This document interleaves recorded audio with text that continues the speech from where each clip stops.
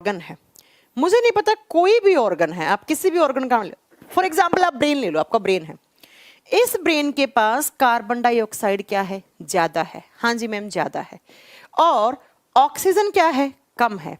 इसे क्या चाहिए, ऑक्सीजन चाहिए। तो इसने अपना कार्बन डाइऑक्साइड, जो कार्बन डाइऑक्साइड ज्यादा है, ये कार्बन डाइऑक्साइड इसने खून के अंदर डाल दिया, ठीक है।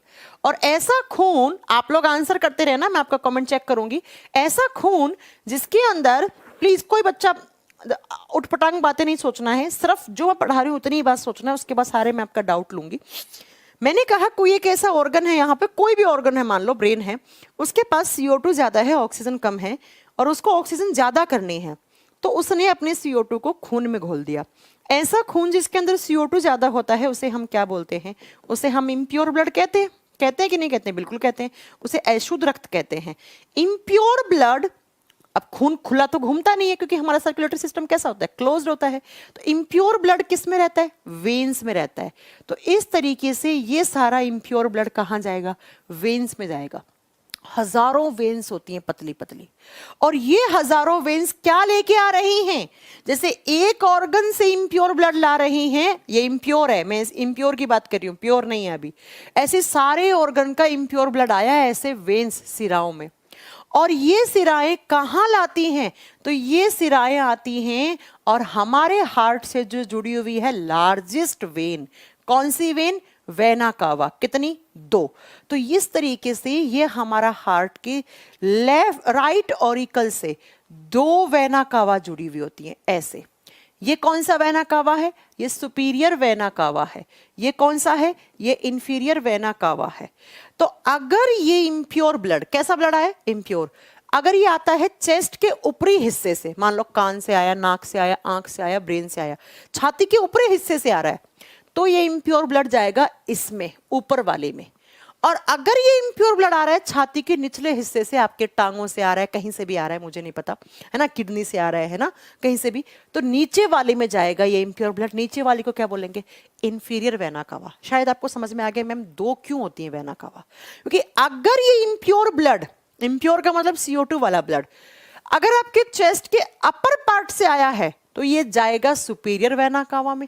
छाती के ऊपरी हिस्से से, कान, आंख, नाक, कहीं से भी आया है तो वो जाएगा सुपीरियर वेना कावा में। अगर ये आया छाती के निचले हिस्से से तो जाएगा बच्चा इंफीरियर वेना कावा में। तो ये आ रहा आपका इम्प्योर ब्लड, ऐसे आ रहा है, देखो घूमता घूमता आ रहा है, ये आ रहा ब्लड, खून आ रहा, खून आ रहा, खून आ रहा, खून आ रहा, आया आया आया आया आया, अल्टीमेटली किस चैम्बर में आया, इस चैम्बर का नाम बताओ, कौन सा चैम्बर है ये है आपका, कहां लिखूं, इसके अंदर लिख दो ना, राइट ऑरिकल, ठीक है, ऐसे लिख देती हूं, राइट ऑरिकल, दाया आलिंद। किस चैम्बर में आ गया ये खून, लाल कलर से बनाएंगे खून, ये आ गया राइट ऑरिकल में। इस तरीके से राइट ऑरिकल भर गया, दाया आलिंद भर गया, भर गया। भरने के बाद इस राइट ऑरिकल और राइट वेंट्रिकल के बीच में कौन सा वॉल्व होता है, 3 वॉल्व होते हैं मैम, जिसे बोलते हैं ट्राइकस्पिड, हिंदी में बोलते हैं त्रिकपर्दी कपाट। राइट ऑरिकल भर गया बेचारा, एकदम बस कह रहा यार बस करो यार, इतना ही खून चाहिए। जैसे ही राइट ऑरिकल भरा, भरते ही ये ट्राइकस्पिड वॉल्व है, इनकी ओपनिंग हो जाएगी। मैंने कहा था ना ये वॉल्व दरवाजे होते हैं, कोई आया तो दरवाजा खुल गया, कोई नहीं आया दरवाजा बंद हो गया। ठीक वैसे ही ये राइट ऑरिकल भर गया तो ये खून नीचे की तरफ आता है और ये ट्राइकस्पिड की ओपनिंग हो गई, खुल गया।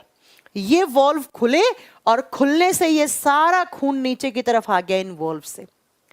और इस वॉल्व का नाम, इन तीनों वॉल्व की ओपनिंग से सारा खून नीचे की तरफ आ गया। और नीचे की तरफ कौन सा चैम्बर है, अरे नहीं व्हाइट कलर से लिखते हैं, ये कौन सा चैम्बर है, ये है हमारा राइट वेंट्रिकल।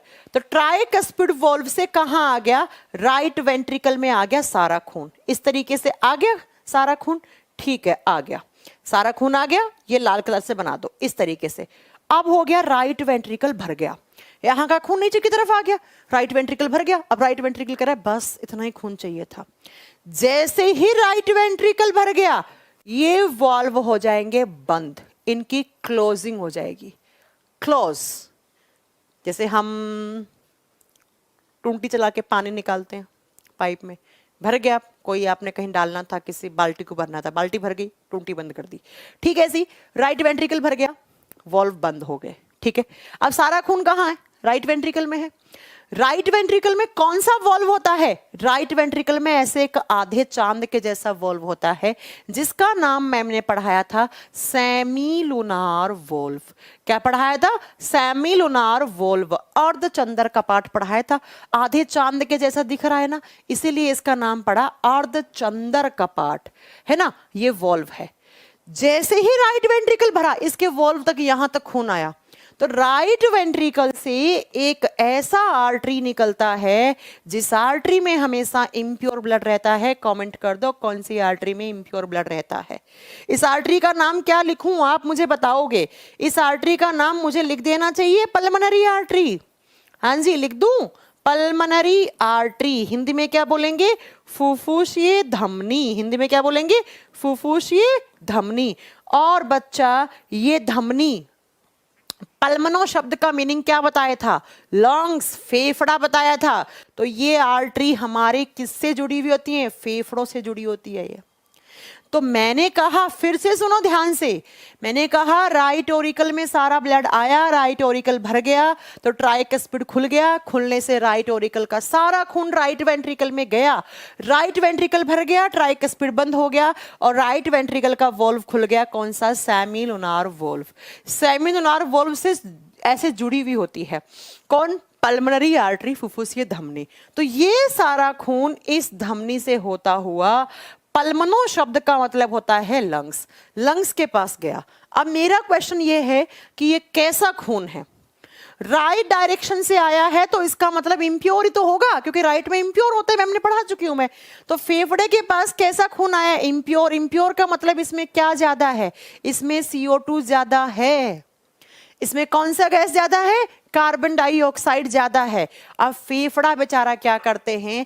आपके दोनों फेफड़े इस CO2 को बाहर कर देते हैं। कैसे कर देते हैं? वो तो हम रेस्पिरेटरी सिस्टम में पढ़ेंगे, अभी थोड़ी पढ़ेंगे।